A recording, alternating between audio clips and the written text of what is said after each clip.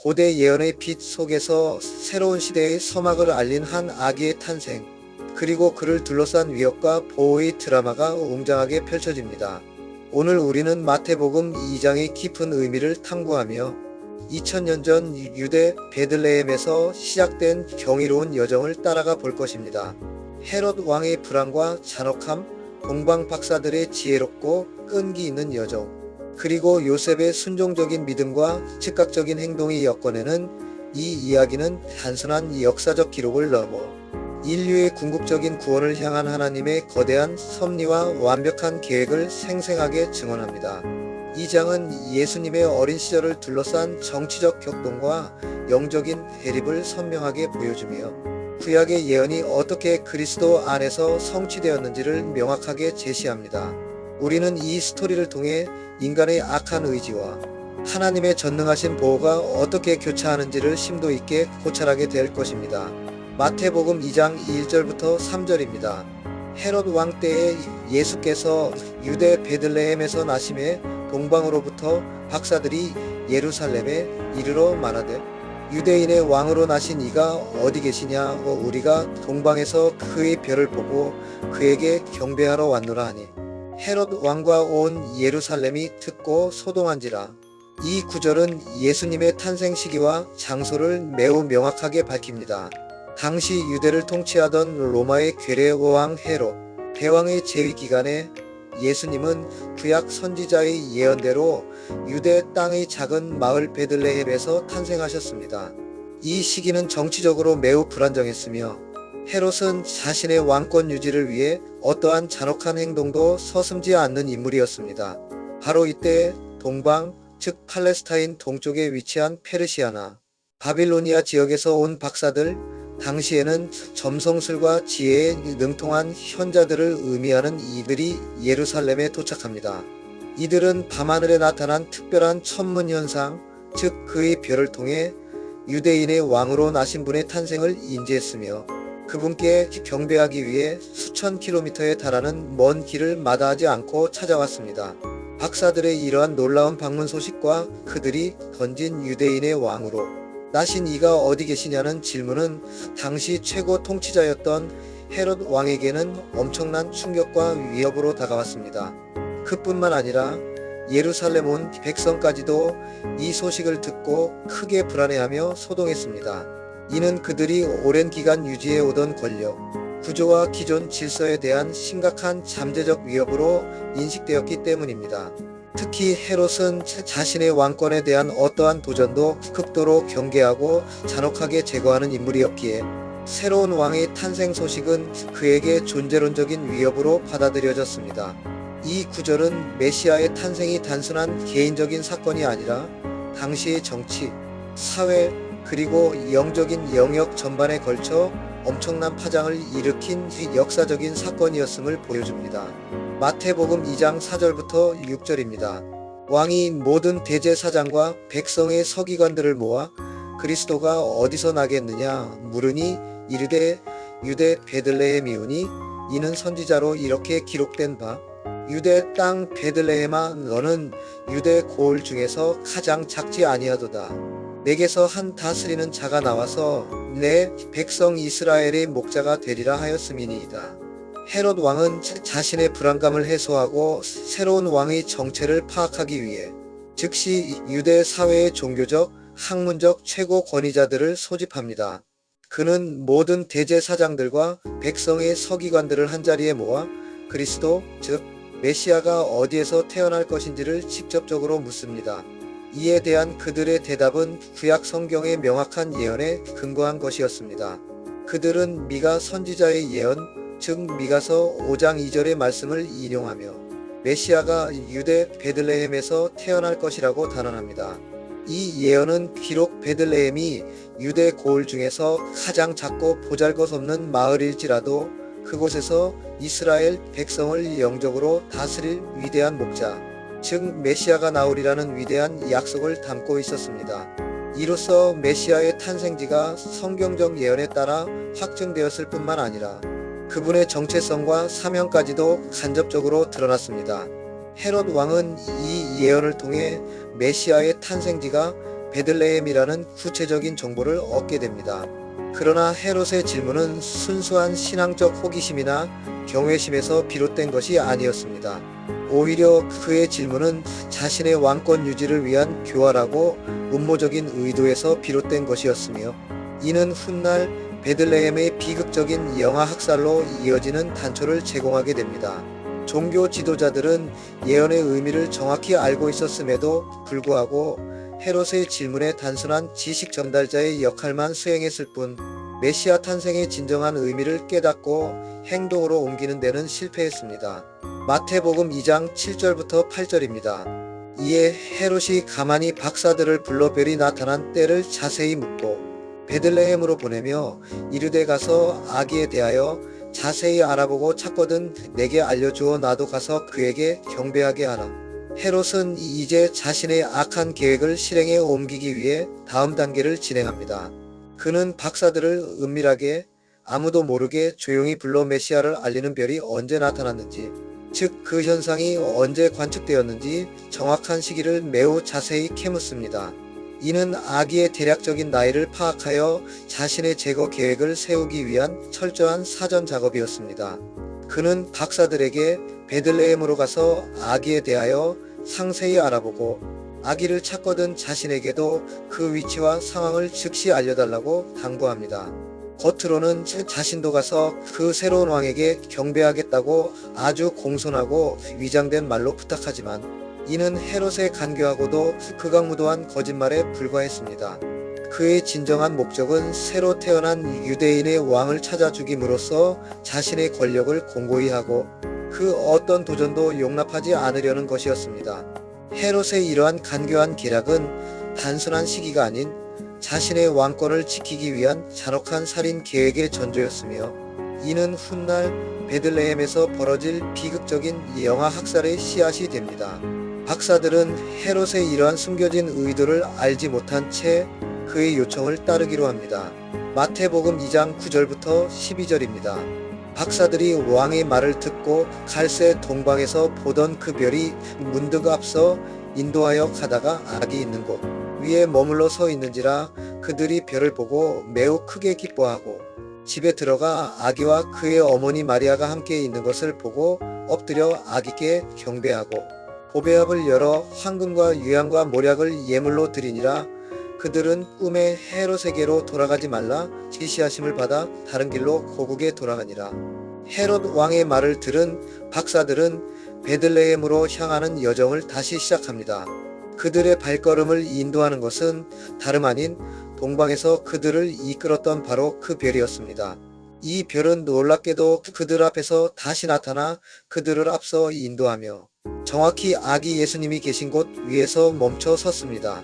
마치 하늘의 나침반처럼 별은 그들을 메시아에게로 정확하게 이끌었습니다. 이 기적적인 광경을 목격한 박사들은 더할 나위 없이 크게 기뻐하며 환호했습니다. 그들은 마침내 그토록 찾아 헤매던 아기 예수님을 만날 수 있다는 기대감과 설렘으로 가득했습니다. 박사들은 집에 들어가 아직 어린 아기 예수님과 그의 어머니 마리아가 함께 있는 것을 보고 감격하여 엎드려 아기께 깊이 경배했습니다. 이는 단순한 인간에게 행하는 존경이 아니라 신성한 존재에게 바치는 진정한 경배였습니다. 그리고 그들은 자신들이 먼 길을 오면서 준비해온 귀한 예물들을 담은 보배압을 열어 황금, 유향, 그리고 모략을 아기 예수님께 드렸습니다. 이 세 가지 예물들은 각각 깊은 상징적 의미를 지닙니다. 황금은 왕을 상징하며 예수님이 만왕의 왕이심을 나타내고, 유향은 신에게 드리는 제사 때 사용되는 향품으로 예수님의 신성을 상징합니다. 모략은 시신을 방부 처리할 때 사용되는 것으로 예수님의 장차 겪으실 고난과 죽음, 그리고 인류를 위한 희생을 예표합니다. 이 예물들은 예수님의 삼중적 사명, 즉 왕으로서의 통치, 대제사장으로서의 중보, 그리고 선지자로서의 가르침을 미리 보여주는 것이기도 합니다. 박사들은 경배를 마치고 잠이 들었을 때 꿈에 하나님의 지시를 받게 됩니다. 그것은 헤롯에게로 돌아가지 말고 다른 길로 고국으로 돌아가라는 분명한 명령이었습니다. 그들은 이 신성한 지시를 순종하여 헤롯의 간교한 계약을 피하고 아무도 모르게 다른 길을 택해 고국으로 떠났습니다. 이는 하나님의 완벽한 보호 섭리 안에서 아기 예수를 헤롯의 위협으로부터 안전하게 지키시려는 계획의 첫 단계였습니다. 박사들의 순종은 하나님의 구원 계획에 중요한 역할을 했습니다. 마태복음 2장 13절부터 15절입니다. 그들이 떠난 후에 주의 사자가 요셉에게 현몽하여 이르되 헤롯이 아기를 찾아 죽이려 하니 일어나 아기와 그의 어머니를 데리고 애굽으로 피하여 내가 내게 이르기까지 거기 있으라 하시니 요셉이 일어나 밤에 아기와 그의 어머니를 데리고 애굽으로 떠나가 헤롯이 죽기까지 거기 있었으니 이는 주께서 선지자를 통하여 말씀하신 바 애굽으로부터 내 아들을 불렀다 함을 이루려 하심이라. 박사들이 헤롯의 감시를 피해 다른 길로 고국으로 돌아간 직후 주의 사자가 이번에는 요셉에게 꿈에 나타나 매우 시급하고도 중대한 경고를 전달합니다. 사자는 요셉에게 헤롯이 아기를 찾아 죽이려 하고 있으니 즉시 일어나 아기 예수와 그의 어머니 마리아를 데리고 이집트로 피신하라고 지시합니다. 그리고 하나님의 또 다른 지시가 있을 때까지 그곳 이집트에 머물러 있으라고 분명하게 명령합니다. 이 메시지는 단순한 권유가 아니라 생명을 지키기 위한 절대적인 명령이었습니다. 요셉은 이 꿈의 지시를 조금의 지체함도 없이 즉시 순종합니다. 그는 한밤중에 잠에서 깨어나 아기 예수와 마리아를 데리고 위험하고 고단한 여정인 이집트로의 피난을 떠납니다. 그들은 헤롯이 죽음을 맞이할 때까지 이집트에서 난민 생활을 하게 됩니다. 이 모든 사건은 단순한 우연이 아니라 구약 성경의 예언을 성취하기 위한 하나님의 깊은 섭리였습니다. 마태는 이를 호세아 선지자의 예언, 즉 호세아서 11장 1절의 애굽으로부터 내 아들을 불렀다 함을 이루려 하심이라는 말씀을 인용하여 그 성취를 강조합니다. 이 예언은 본래 출애굽 당시 이스라엘 백성을 이집트에서 불러내신 하나님의 구원 행위를 의미했지만 마태는 이를 예수님의 이집트 피난과 귀환 사건에 영적으로 적용하여 예수님이 곧 참된 이스라엘의 완성임을 보여줍니다. 이처럼 하나님의 보호하심과 구원 계획은 이미 구약 시대부터 예언되어 왔으며 예수님의 삶 속에서 놀랍도록 정확하게 이루어졌음을 증거합니다. 요셉의 즉각적인 순종은 하나님의 구원 계획이 차질 없이 진행되도록 하는 중요한 요소였습니다. 마태복음 2장 16절부터 18절입니다. 이에 헤롯이 박사들에게 속은 줄을 알고 심히 노하여 사람을 보내어 베들레헴과 그 모든 지경 안에 있는 사내 아이를 박사들에게 자세히 알아본 그때를 기준하여 2살부터 그 아래로 다 죽이니 이에 선지자 예레미야를 통하여 말씀하신 바 라마에서 슬퍼하며 크게 통곡하는 소리가 들리니 라헬이 그 자식을 위하여 애곡하는 것이라. 그가 자식이 없으므로 위로받기를 거절하였도다 함이 이루어졌느니라. 헤롯은 박사들이 자신에게 돌아오지 않고 다른 길로 떠났다는 사실을 뒤늦게 알게 됩니다. 그는 자신이 박사들에게 기만당했다고 판단하고 극도의 분노에 휩싸입니다.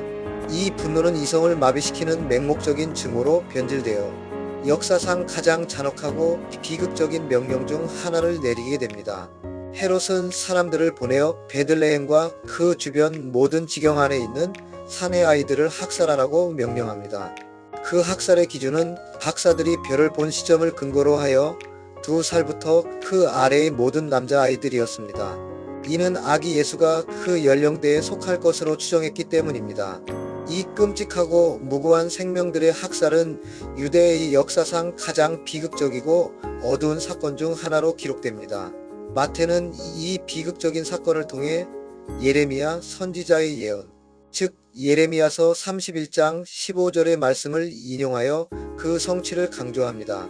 예레미야의 예언은 본래 바빌론 포로로 잡혀가는 이스라엘 백성들의 비극을 묘사하며 라마에서 들리는 슬픔과 통곡 소리, 그리고 자식을 잃은 어머니 라헬이 위로받기를 거절하며 애곡하는 모습을 그렸습니다. 마태는 이 예언이 베들레헴의 참혹한 영아 학살 사건에서 영적으로 성취되었음을 보여줌으로써 메시아의 탄생이 가져온 어둠의 세력과의 피할 수 없는 충돌을 극적으로 묘사합니다. 이처럼 무고한 생명들의 희생은 메시아를 제거하려는 사탄적 세력의 악한 의지와 그에 맞서는 하나님의 구원 계획 사이의 치열한 영적 전쟁을 상징적으로 보여줍니다. 헤롯의 잔혹함은 인간 본성의 가장 어두운 면을 드러내며 왕권을 향한 탐욕이 얼마나 무서운 결과를 초래할 수 있는지를 경고합니다.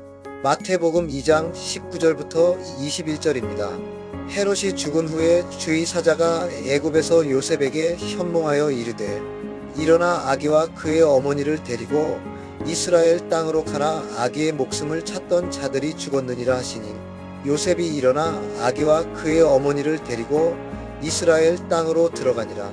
잔혹하고 폭정으로 점철되었던 헤롯 왕의 통치는 결국 죽음으로 막을 내립니다. 그의 죽음은 아기 예수를 제거하려던 악한 세력의 일시적인 패배를 의미했습니다. 헤롯이 죽음을 맞이한 직후 주의 사자가 다시 요셉에게 이집트에서 꿈에 나타나 새로운 지시를 전달합니다. 사자는 요셉에게 이제는 안심하고 일어나 아기 예수와 그의 어머니 마리아를 데리고 이스라엘 땅으로 돌아가라고 말합니다. 그 이유인즉 아기의 목숨을 찾던 자들, 즉 헤롯 왕이 이미 죽었기 때문이라고 명확히 밝힙니다. 이 지시를 받은 요셉은 이번에도 어떠한 망설임이나 지체함 없이 즉시 순종합니다. 그는 아기 예수와 마리아를 데리고 이집트에서의 고단한 난민 생활을 청산하고 그들의 고향인 이스라엘 땅으로 발걸음을 옮깁니다. 이는 하나님의 때에 맞추어 아기 예수를 안전하게 보호하시려는 하나님의 완벽한 계획과 섬세한 인도하심이었습니다. 이집트 피난은 예수님의 어린 시절을 헤롯의 위협으로부터 보호하는 데 결정적인 역할을 했으며 동시에 구약의 예언을 성취하는 중요한 과정이었습니다. 또한 이는 이스라엘 백성의 역사적 여정, 즉 애굽으로부터의 구원과 깊은 연결성을 보여줌으로써 예수님이 바로 참된 구원자이시며 새로운 출애굽을 이끌 분임을 암시합니다. 하나님의 시간표는 정확했으며 요셉의 순종은 그 계획의 중요한 실행자였습니다. 마태복음 2장 22절부터 23절입니다. 그러나 아켈라오가 그의 아버지 헤롯을 이어 유대의 임금됨을 듣고 거기로 가기를 무서워하더니 꿈에 지시하심을 받아 갈릴리 지방으로 떠나가 나사렛이란 동네에 가서 사니 이는 선지자로 하신 말씀에 나사렛 사람이라 칭하리라 하심을 이루려 함이로라. 이스라엘 땅으로 돌아온 요셉은 새로운 상황에 직면하게 됩니다. 그는 헤롯 대왕의 아들인 아켈라오가 그의 아버지 뒤를 이어 유대 지방의 임금, 즉 통치자가 되었다는 소식을 듣습니다. 아켈라오는 아버지 헤롯의 잔혹하고 폭력적인 성품을 그대로 이어받아 백성들에게 공포의 대상이 되었던 인물이었기에 요셉은 그가 통치하는 유대 지역으로 돌아가는 것을 극도로 두려워했습니다. 요셉의 이러한 염려와 두려움은 정당한 것이었으며 그는 아기 예수와 마리아의 안전을 최우선으로 생각했습니다. 바로 이때 다시 한번 하나님의 특별한 개입이 있었습니다.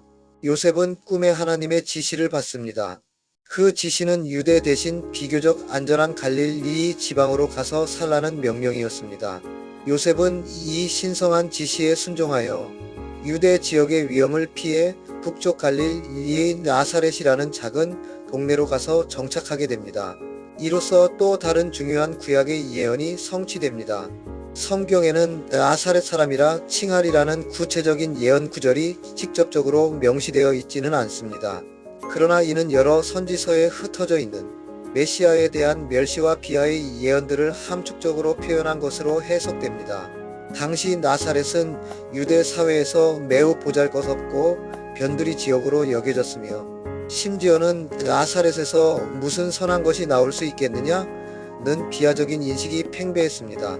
따라서 예수님이 나사렛 출신이라는 것은 곧 메시아가 세상 사람들에게 존경받지 못하고 오히려 비천하고 하찮게 여겨질 것이라는 예언의 영적인 성취였습니다.